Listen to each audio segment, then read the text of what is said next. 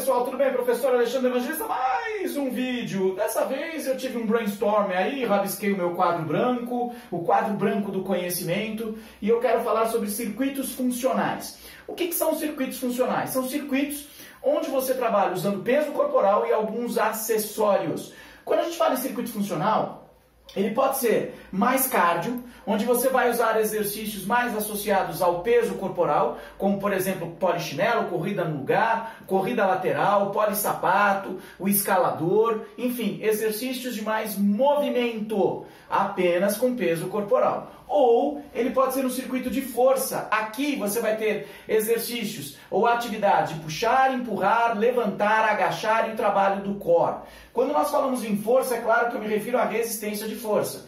E aqui, quando nós falamos em força, você vai precisar também de acessórios. Por exemplo, quando você trabalha só com peso corporal, é difícil você ter alguma atividade de puxar. Nesse caso, você vai precisar de um treinamento de suspensão, né? Um equipamento que é o TRX, vai precisar de um rubber band. Enfim, quando nós falamos então em força, puxar, empurrar, levantar, agachar e o trabalho do core com as pranchas. Quando nós falamos em cardio, movimento, exercícios usando o próprio peso corporal. E dei exemplo de alguns aí. E é claro, você também tem o circuito misto, onde você pode combinar um exercício cardio com um exercício de força. Um exercício cardio com um exercício de força. O grande barato de um circuito funcional, nessa linha de raciocínio que a gente está discutindo aqui, é que você melhora tanto o consumo de oxigênio, VO2, que tem associação com o nível de condicionamento, como também você aprimora a resistência de força. Por quê? Porque uma das ideias é trabalhar de forma alternada por segmento. Como assim? Então, um exercício para membro superior, outro exercício para membro inferior, um exercício para a região central do corpo. Você pode trabalhar alternando o segmento. E aí você mata dois coelhos com uma paulada só. E aí um conselho que eu dou, trabalhe com circuito misto. Então você pode fazer uma flexão de braço, um agachamento, um polichinelo.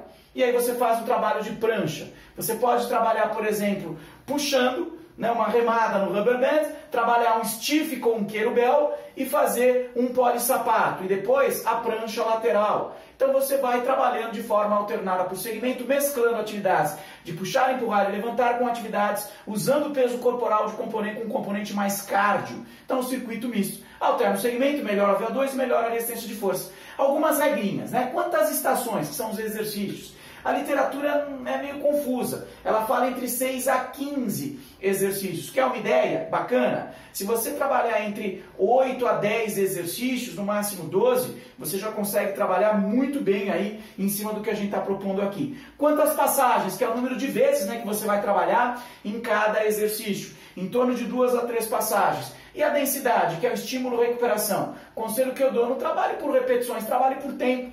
E aí uma média aí é de 1 para 1, ou seja, 30 segundos de estímulo, 30 de pausa. 30 de estímulo, 30 de pausa. E aí se a pausa for ativa ou passiva, cabe a você decidir, tá legal? E aí, é claro, eu aconselho que a pausa, nesse caso, seja passiva. Essas são as pausas entre as estações. E a pausa entre as passagens? Em torno de 2 a 3 minutos, aí sim, passivo. Então você vai fazer aqui no nosso exemplo 6 exercícios, mesclando aí puxar, empurrar, levantar e o cardio, junto com o trabalho do core, beleza? Alternando o segmento. Mais ou menos 6 exercícios, são 6 estações. E aí você trabalha com 3 passagens.